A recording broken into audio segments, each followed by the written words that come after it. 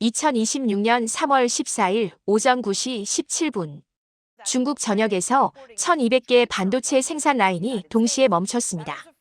일본의 원격 차단, 복구 불가. 단 47분 만에 일어난 일이었습니다. 그런데 같은 시각, 같은 일본 장비를 쓰던 한국은 멈추지 않았습니다. 삼성, SK 모든 라인이 정상 가동. 가동률 98%, 불량률 0.03%. 월스트리트 34년 차 분석가인 저는 그날 제 모니터 앞에서 얼어붙었습니다. 그런데 왜 중국만 무너졌을까요? 그 답을 찾기 위해 저는 서울행 비행기에 올랐고 그곳에서 세계가 몰랐던 한국의 비밀을 발견했습니다. 지금부터 그 이야기를 시작합니다. 영상 시작 전에 구독, 좋아요 한번 눌러주시고 대한민국 파이팅! 댓글로 한국을 응원해주세요. 저는 리처드 콜먼입니다. 월스트리트에서 반도체 섹터를 34년간 분석해온 사람이죠. 2026년 3월 14일 오전 9시 17분 제 커리어에서 가장 이상한 광경을 목격했습니다. 중국 전역의 반도체 공장 1200개 라인이 동시에 멈췄습니다. 모니터에는 붉은색 알림이 폭포처럼 쏟아졌어요. 상하이, 선전, 베이징, 청두. 중국이 지난 20년간 수백조 원을 쏟아부은 거대한 공장들이 한순간에 얼어붙었습니다. 애칭 장비, 노광 장비, 증착 장비가 모두 정지. 원인은 단 하나였습니다. 일본의 원격 차단. 도쿄 정부가 기술 지원 중단을 선언한 지 정확히 47분 만에 일어난 일이었죠. 라이선스 인증 거부, 소프트웨어 원격 잠금, 부품 공급 전면 중단. 중국 기업들은 수천억 원짜리 장비 앞에서 그저 바라보고만 있어야 했습니다. 그런데 여기서 이상한 일이 벌어졌습니다. 같은 시각, 제 화면 오른쪽에는 한국 공장들의 실시간 데이터가 떠 있었어요. 삼성 평택, SK 이천용인까지 모두 일본제 장비를 쓰는 공장들입니다. 도쿄 일렉트론, 니콘, 캐논. 중국이 쓰는 것과 똑같은 회사, 똑같은 모델이었죠. 그런데 한국은 멈추지 않았습니다. 가동률 98%, 정상. 불량률 0.03%, 정상. 생산량 전일 대비 2%, 증가 중. 저는 3번 확인했습니다. 오류일 거라고 생각했으니까요. 하지만 데이터는 변하지 않았어요. 중국은 무너지고 있었고 한국은 평온했습니다. 마치 아무 일도 일어나지 않은 것처럼요. 오후 2시 중국 측 긴급 보고서가 도착했습니다. 복구 불가능. 일본 엔지니어 없이는 재가동 불가. 반면 한국에서는 오히려 생산량을 늘리고 있다는 소식이 들려왔습니다. 멈춘 중국의 물량을 한국이 대체하기 시작한 겁니다. 그것도 단 몇 시간 만에요. 저는 그 순간 소름이 돋았습니다. 제가 관리하는 380억 달러 규모의 포트폴리오 중 47%가 반도체 섹터에 묶여 있었습니다. 그 절반이 중국 기업들이었죠. 저는 지난 10년간 중국의 반도체 굴기는 시간 문제라고 투자자들에게 말해왔습니다. 거대한 자본, 최신 장비, 정부 지원. 모든 조건이 완벽했으니까요. 그런데 단 하루 만에 그 모든 논리가 무너졌습니다. 저는 즉시 서울 사무소에 전화를 걸었습니다. 손이 떨렸어요. 한국은 정말 아무 문제가 없습니까? 대답은 담담했습니다. 네, 전혀 없습니다. 오히려 주문이 폭주하고 있습니다. 그날 밤, 저는 2개의 화면을 나란히 놓고 한참을 바라봤습니다. 왼쪽은 중국, 1200개의 붉은 점. 오른쪽은 한국, 초록색 불빛들이 규칙적으로 깜빡이고 있었죠. 같은 장비, 같은 기술, 같은 공급사. 그런데 왜 한국만 멈추지 않았을까요? 이건 운이 아니었습니다. 제가 34년간 배운 한 가지가 있다면 시장에 운은 없다는 겁니다. 준비된 자와 준비되지 않은 자만 있을 뿐이죠. 한국은 무언가를 알고 있었습니다. 그리고 저는 그것이 무엇인지 반드시 알아내야 했어요. 제 투자자들의 돈이, 제 커리어가, 그리고 무엇보다 앞으로 10년간의 글로벌 공급망 판도가 그 답에 달려 있었으니까요. 다음날 새벽, 저는 서울행 비행기에 몸을 실었습니다. 보고서만으로는 부족했어요. 직접 봐야 했습니다. 중국이 왜 무너졌는지가 아니라 한국이 왜 무너지지 않았는지를요. 그 답은 제가 상상했던 것보다 훨씬 더 깊은 곳에 있었습니다. 인천공항에 도착한 건 저녁 8시였습니다. 서울 사무소 김 부장이 마중을 나왔죠. 판교 연구단지로 가시겠습니까? 보고서는 이미 충분히 읽었습니다. 제가 보고 싶은 건 숫자가 아니라 현장이었으니까요. 차로 40분을 달려 도착한 곳은 경기도의 한 산업단지였습니다.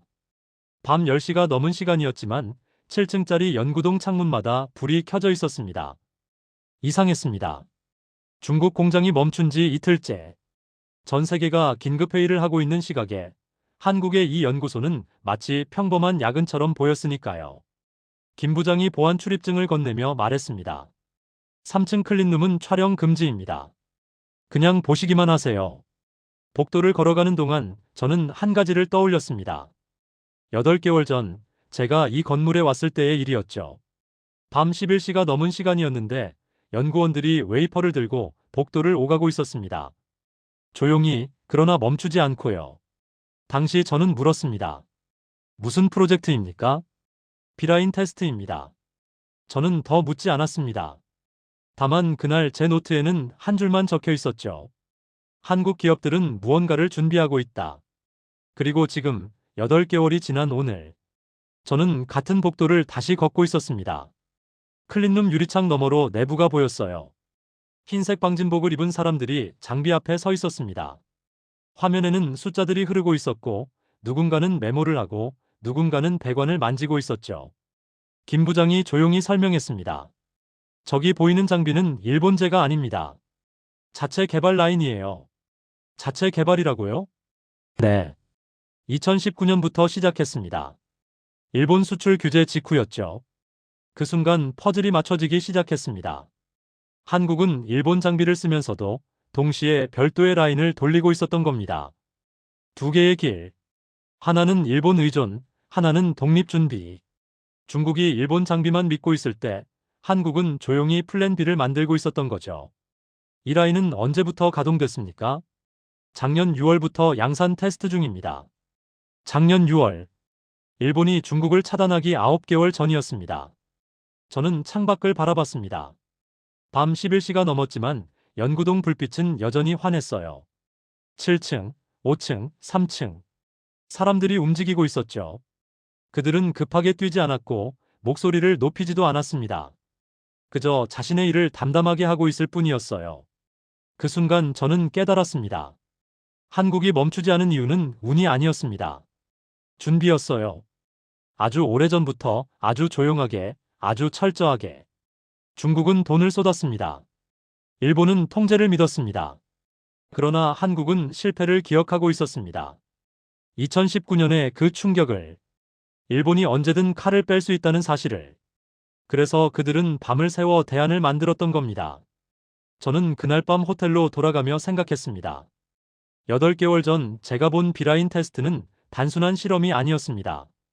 그것은 위기가 올 것을 전제로 한 준비였고, 오늘 그 준비가 한국을 살렸던 겁니다. 중국과 한국의 차이.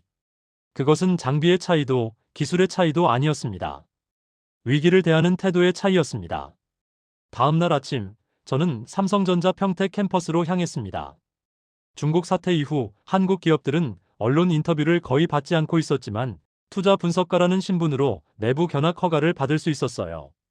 공장 입구에서 만난 이 과장은 30년 경력의 공정 엔지니어였습니다. 궁금한 게 있으시면 뭐든 물어보세요. 저는 단도직입적으로 물었습니다. 중국 공장이 멈췄을 때 여기는 왜 멈추지 않았습니까? 이 과장은 잠시 생각하더니 대답했어요. 우리는 일본 장비를 쓰지만 일본 매뉴얼은 믿지 않습니다. 관제실 벽면에는 거대한 모니터들이 붙어 있었어요.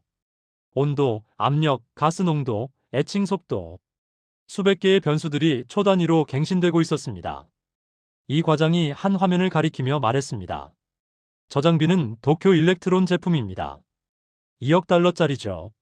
하지만 우리는 그 장비를 그냥 쓰지 않습니다. 그는 책상 서랍을 열어 두툼한 파일을 꺼냈어요. 일본어로 된 매뉴얼이었습니다. 그런데 온통 형광펜과 메모로 가득했죠. 여백에는 숫자들이 빼곡했고 어떤 페이지는 아예 찢어져 있었습니다. 일본 매뉴얼은 이렇게 말합니다. 온도 325도, 압력 0.8기압, 가스 유량 200sccm. 우리는 그대로 따라했죠. 2010년에는요. 그리고요. 2011년부터는 우리 방식으로 바꿨습니다. 온도를 0.5도씩 올려보고 압력을 0.01기압씩 조정했습니다. 실패했고 다시 했고 또 실패했습니다. 그런 실험을 몇 번이나 하셨습니까? 이 라인 하나당 약 8,000번입니다. 8,000번. 그 숫자가 제 머릿속에서 울렸습니다. 저는 그동안 수백 개의 반도체 공장을 분석했습니다. 중국, 타이완, 미국, 유럽. 그들은 모두 장비 매뉴얼을 따랐어요. 일본 엔지니어가 권장하는 수치를 그대로 입력했죠. 효율적이고 안전하고 검증된 방법이었으니까요. 그런데 한국은 달랐습니다. 그들은 매뉴얼을 시작점으로만 삼았습니다. 그 다음부터는 직접 해부했죠. 왜 이 온도인가? 왜 이 압력인가? 왜 이 시간인가? 이 과장이 말했습니다. 일본이 원격으로 장비를 잠갔을 때 우리는 이미 그 장비의 핵심 원리를 알고 있었습니다. 블랙박스를 열어본 적은 없지만 블랙박스 안에서 무슨 일이 일어나는지는 알고 있었죠. 그 말을 듣는 순간 저는 소름이 돋았습니다. 중국은 일본 장비를 샀습니다. 한국도 일본 장비를 샀습니다. 똑같은 제품이었죠. 하지만 중국은 그것을 도구로 썼고 한국은 그것을 교과서로 썼습니다. 중국은 매뉴얼을 외웠고 한국은 매뉴얼을 다시 썼습니다. 그 차이가 15년 동안 쌓였습니다. 그리고 오늘 일본이 스위치를 내렸을 때 중국은 멈췄고 한국은 멈추지 않았습니다. 저는 마지막 질문을 던졌습니다. 중국도 똑같이 할 수 있지 않았을까요? 이 과장은 고개를 저었어요. 할 수 있었습니다. 하지만 하지 않았죠. 그들은 빠른 성장을 원했고 우리는 깊은 이해를 원했습니다. 그 차이가 오늘의 결과를 만들었습니다. 저는 그날 공장을 나오며 깨달았습니다. 기술의 차이는 장비가 아니라 태도에서 나온다는 것을요. 한국이 가진 건 최신 장비가 아니었습니다. 8,000번의 실패였습니다. 그날 저녁 저는 호텔방에서 노트북을 열었습니다. 지난 3일간의 관찰을 정리할 시간이었죠. 화면에는 3개의 파일이 떠 있었습니다. 중국 모델 TXT, 일본 모델 TXT, 한국 모델 TXT. 저는 먼저 중국 파일을 열었습니다. 중국의 전략은 명확했어요. 돈. 그들은 지난 20년간 반도체 산업에 3천억 달러 이상을 쏟아부었습니다. 세계 최고의 장비를 사들였고 가장 큰 공장을 지었고 최고 연봉으로 인재를 스카우트했죠. 논리는 단순했습니다. 자본이 기술을 살 수 있다. 돈이 있으면 시간을 살 수 있다. 10년 걸릴 것을 5년으로, 5년 걸릴 것을 3년으로 단축할 수 있다. 그 전략은 많은 분야에서 성공했습니다. 태양광, 배터리, 전기차. 중국은 막대한 자본으로 글로벌 1위가 됐죠. 그래서 중국 정부는 같은 방식이 반도체에도 통할 거라 믿었습니다. 그러나 반도체는 달랐습니다. 저는 일본 파일을 열었습니다. 일본의 전략은 중국보다 더 교묘했어요. 통제. 그들은 장비를 팔되 핵심은 팔지 않았습니다. 블랙박스. 그 안에는 30년간 축적된 노하우가 들어있었죠. 소프트웨어 라이선스, 원격 업데이트, 부품 독점 공급. 일본은 이 세 가지로 전 세계의 반도체 생산 라인을 통제할 수 있었습니다. 한 번의 버튼 클릭으로 1200개 라인을 멈출 수 있는 힘이었죠. 중국은 그 구조를 받아들였습니다. 빠른 성장이 급했으니까요. 어차피 일본이 장비를 끊을 리 없다고 믿었고요. 돈을 주고 사는 거래인데 공급자가 먼저 계약을 깨진 않을 거라는 확신이었습니다. 그러나 2026년 3월 14일 그 믿음이 무너졌습니다. 저는 한국 파일을 열었습니다. 한국의 전략은 가장 느려 보였습니다. 하지만 가장 깊었어요. 그들은 일본 장비를 샀습니다. 중국처럼요.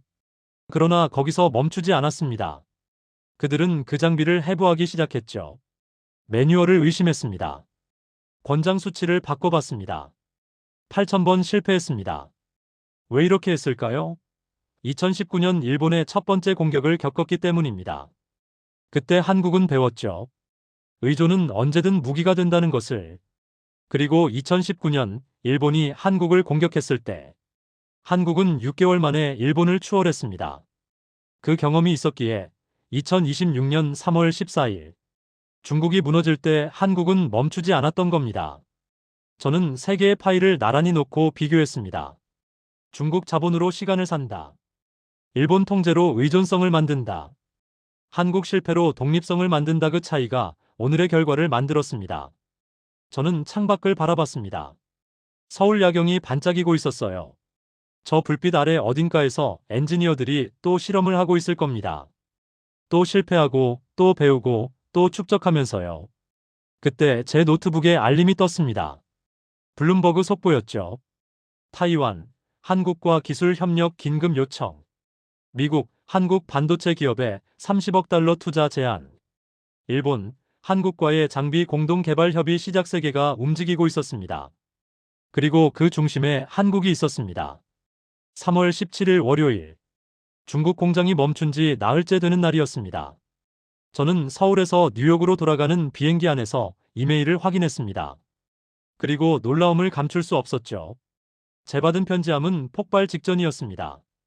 189통. 모두 지난 24시간 동안 온 메일이었어요. 그중 절반 이상이 같은 질문을 하고 있었습니다. 한국 반도체 기업에 투자해도 되겠습니까? 저는 창밖을 바라봤습니다. 구름 위로 해가 떠오르고 있었어요. 그리고 저 아래 어딘가에서 세계 경제의 판이 뒤집히고 있었습니다. 첫 번째 움직임은 주가였습니다. 삼성전자 12%, SK하이닉스 18%, 한국 장비업체들 평균 23%단 3일 만에 한국 반도체 섹터 시가총액이 840억 달러 증가했습니다. 그러나 이건 시작에 불과했어요. 두 번째 움직임은 계약이었습니다. 중국으로 가던 주문들이 한국으로 방향을 틀기 시작했죠. 애플, 엔비디아, AMD, 퀄컴 모든 글로벌 기업이 같은 결정을 내렸습니다. 공급망을 한국으로 이동한다. 그 규모가 어마어마했습니다. 제 손에 쥔 데이터에 따르면 단 3일 만에 이동한 계약 규모가 470억 달러에 달했어요. 일주일 내로 1000억 달러를 넘을 거라는 전망도 나왔습니다. 세 번째 움직임은 정부였습니다. 미국 상무부는 한국과의 기술 동맹 강화를 발표했고, 유럽연합은 한국 기업에 대한 투자 인센티브를 확대했습니다. 심지어 일본조차 태도를 바꿨죠. 3월 16일, 도쿄는 한국과의 장비 기술 협력을 제안했습니다. 아이러니했습니다. 일본이 중국을 공격하려고 쏜 화살이 한국을 세계 중심으로 밀어 올린 셈이었으니까요.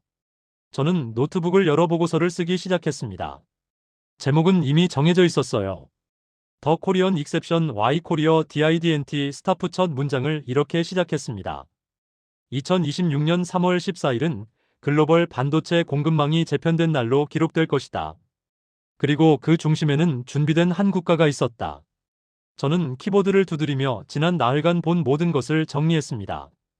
밤 11시까지 켜진 연구소 불빛, 찢어진 일본 매뉴얼, 8,000번의 실패, 비라인 테스트, 그리고 이 과장의 말. 우리는 일본 장비를 쓰지만 일본 매뉴얼은 믿지 않습니다. 보고서는 30페이지가 넘어갔습니다. 제 커리어에서 가장 긴 보고서였죠. 그러나 이번만큼은 길어야 했습니다. 이건 단순한 시장 분석이 아니었으니까요. 패러다임의 전환이었습니다. 중국이 주저앉았고, 일본이 놀랐고, 미국이 재평가하고 있었습니다. 그리고 한국이 그 중심에 서 있었습니다. 비행기가 태평양 상공을 날고 있을 때 또 한 통의 이메일이 도착했습니다. 블랙록의 CIO였어요. 제목은 간단했습니다. 긴급 미팅 요청 마이너스 한국 포트폴리오 재편전은 답장을 보냈습니다. 목요일 오전 9시. 준비하겠습니다. 그리고 창밖을 바라봤습니다. 해가 완전히 떠올랐습니다. 새로운 시대가 시작되고 있었어요. 그 시대의 이름은 한국이었습니다. 뉴욕에 도착한 건 3월 18일 이른 아침이었습니다. 시차 때문에 잠을 잘 수 없었지만 잘 필요도 없었어요. 제 머릿속은 이미 깨어 있었으니까요. 맨해튼 사무실에 들어서자마자 동료들이 몰려왔습니다. 한국에서 뭘 봤습니까? 저는 간단히 대답했습니다. 준비를 봤습니다. 그들은 고개를 갸웃거렸죠. 준비라니 무슨 준비냐고 되물었습니다. 저는 서울에서 가져온 사진 한 장을 보여줬어요. 밤 11시, 불이 켜진 연구동이었습니다. 이게 8개월 전 사진입니다. 그리고 이게 지난주 사진이에요. 두 사진은 거의 똑같았습니다. 같은 건물, 같은 불빛, 같은 주차장의 차들. 그들은 이해하지 못했습니다. 평범한 야근 풍경이 뭐가 특별하냐고 물었죠. 저는 고개를 저었어요. 이게 바로 한국입니다. 위기가 터지기 전에도 터진 후에도 그들은 똑같이 일합니다. 언론을 의식하지도 과장하지도 않고 그저 묵묵히 준비할 뿐이에요. 목요일 오전 9시 블랙록 회의실 CIO가 첫 질문을 던졌습니다. 한국이 중국을 대체할 수 있습니까? 저는 명확히 대답했습니다. 대체가 아닙니다. 한국은 이미 중국을 넘어섰습니다. 회의실이 조용해졌어요. 제가 설명을 이어갔습니다. 중국은 20년간 3천억 달러를 썼습니다. 한국은 그 절반도 안 되는 자본으로 더 나은 결과를 만들었죠. 차이는 돈이 아니라 축적입니다. 중국은 장비를 샀고 한국은 경험을 쌓았습니다. CIO가 물었습니다. 구체적으로 뭐가 다릅니까? 저는 평택에서 본 찢어진 매뉴얼 이야기를 했습니다. 8,000번의 실험 이야기를 했습니다. 그리고 이 과장의 말을 전했죠. 우리는 일본 장비를 쓰지만 일본 매뉴얼은 믿지 않습니다. 그 말이 회의실을 바꿨습니다. 한 이사가 말했습니다. 그럼 우리 포트폴리오를 어떻게 조정해야 합니까? 저는 제 보고서를 펼쳤습니다. 한국 비중을 현재 12%에서 35%로 상향합니다. 중국은 28%에서 8%로 축소하고요. 이건 단기 변동이 아닙니다. 구조적 재편입니다. 회의는 2시간 동안 이어졌습니다. 질문이 쏟아졌고 저는 하나하나 답했어요. 그리고 회의 마지막에 CIO가 말했습니다. 콜먼, 당신은 한국에서 뭘 배웠습니까? 저는 잠시 생각했습니다. 그리고 대답했어요. 존경을 배웠습니다. 존경이라니요? 네. 저는 34년간 기업을 평가해 왔습니다. 자본, 기술, 시장 점유율로 평가했죠. 그런데 한국에서 깨달았습니다. 진짜 중요한 건 태도라는 것을요. 저는 창밖을 바라봤습니다. 맨해튼의 고층 빌딩들이 보였어요. 그 아래 어딘가에서 세계 경제가 움직이고 있었습니다. 한국은 성공에 도취하지 않습니다. 그들은 지금도 실험하고 실패하고 배우고 있어요. 3월 14일 이후에도 똑같습니다. 마치 아무 일도 없었던 것처럼요. 그게 바로 한국이 멈추지 않은 이유입니다. 회의실은 조용했습니다. 그리고 저는 마지막으로 말했습니다. 저는 이제 한국을 단순한 투자처로 보지 않습니다. 그들은 글로벌 반도체 공급망의 마지막 보루입니다. 3월이 지나고 4월이 왔습니다. 중국 공장들은 여전히 멈춰 있었어요. 일본이 기술 지원을 재개하지 않았기 때문이죠. 그 사이 한국은 조용히 세계 시장을 흡수하고 있었습니다. 저는 매주 데이터를 확인했습니다. 한국 반도체 수출 47%, 가동률 98% 지속, 신규 계약 누적 2,300억 달러. 숫자가 말하고 있었습니다. 이건 일시적 현상이 아니라는 것을요. 4월 중순, 저는 다시 서울행 비행기를 탔습니다. 이번엔 혼자가 아니었어요. 블랙록 팀 6명이 함께였습니다. 그들은 직접 확인하고 싶어 했죠. 판교 연구단지에 도착했을 때 저는 한 가지를 떠올렸습니다. 8개월 전밤 11시에 봤던 그 불빛, 그리고 한 달 전에 다시 봤던 그 불빛. 오늘도 불이 켜져 있었습니다. 블랙록 팀장이 물었습니다. 저 사람들은 지금 뭘 하고 있는 겁니까? 저는 대답했습니다. 다음 위기를 준비하고 있습니다. 다음 위기요? 네. 한국은 오늘의 성공에 만족하지 않습니다. 그들은 이미 다음을 보고 있어요. 10년 후, 20년 후를 말이죠. 그 말이 사실임을 저는 알고 있었습니다. 왜냐하면 8개월 전에 봤던 비라인 테스트가 오늘의 성공을 만들었으니까요. 그리고 지금 저 불빛 아래에서 만들어지는 것이 10년 후의 성공이 될 것이었습니다. 우리는 다음 날 이천 공장을 방문했습니다. 거기서 저는 다시 이 과장을 만났어요. 그는 여전히 담담했습니다. 요즘 바쁘시죠? 이 과장은 고개를 저었습니다. 바쁘진 않습니다. 늘 하던 대로 할 뿐이에요. 블랙록 팀장이 물었습니다. 중국이 복구되면 어떻게 하실 겁니까? 이 과장은 잠시 생각하더니 대답했어요. 중국이 복구되든 안 되든 우리가 할 일은 같습니다. 더 정확한 공정을 만드는 것. 그게 전부예요. 그 대답이 모든 것을 설명했습니다. 한국이 멈추지 않은 이유는 경쟁 때문이 아니었습니다. 그들은 경쟁자를 보지 않았어요. 자기 자신과 싸우고 있었습니다. 어제보다 나은 오늘, 오늘보다 나은 내일을 만들기 위해서요. 뉴욕으로 돌아오는 비행기에서 블랙록 팀장이 말했습니다. 이제 이해하겠습니다. 당신이 왜 한국을 존경한다고 했는지요. 저는 고개를 끄덕였습니다. 5월이 되자 글로벌 시장의 재편이 완료됐습니다. 한국 글로벌 점유율 38% 기존 23%, 중국 글로벌 점유율 9% 기존 31%, 타이완 글로벌 점유율 28% 기존 27%, 15%포인트가 이동했습니다. 단 2달 만에요. 저는 그때 다시 떠올렸습니다. 3월 14일 아침 제 모니터에 떴던 그 알림을. 중국 1200개 라인 동시 정지. 그리고 한국은 멈추지 않았다는 보고. 그 차이가 만든 결과였습니다. 돈도 아니고 장비도 아니고 정부 지원도 아니었습니다. 조용한 준비. 끝없는 실험. 멈추지 않는 태도. 그것이 한국을 만들었고 세계를 바꿨습니다. 저는 노트에 마지막 한 줄을 적었습니다. 한국은 위기가 와도 멈추지 않는다. 왜냐하면 그들은 늘 위기를 준비하고 있기 때문이다. 6월이 됐습니다. 저는 맨해튼 사무실에서 최종 보고서를 마무리하고 있었습니다. 글로벌 세미컨덕터 서플라이 CHAIN 리스트럭처링 더 코리언 피벗. 보고서는 총 87페이지였습니다. 제 커리어에서 가장 긴 리서치였죠. 그러나 그럴 만한 가치가 있었습니다. 이 보고서는 단순한 시장 분석이 아니었으니까요. 전략의 재정이었습니다. 저는 마지막 챕터를 쓰면서 3월 14일 아침을 떠올렸습니다. 중국 1200개 라인 동시 정지. 그리고 한국이 멈추지 않았다는 보고. 그때 저는 물었죠. 왜 한국만? 이제 저는 압니다. 한국이 특별한 이유는 기술이 아니었습니다. 자본도 아니었고 정부 지원도 아니었습니다. 태도였습니다. 한국은 실패를 두려워하지 않았습니다.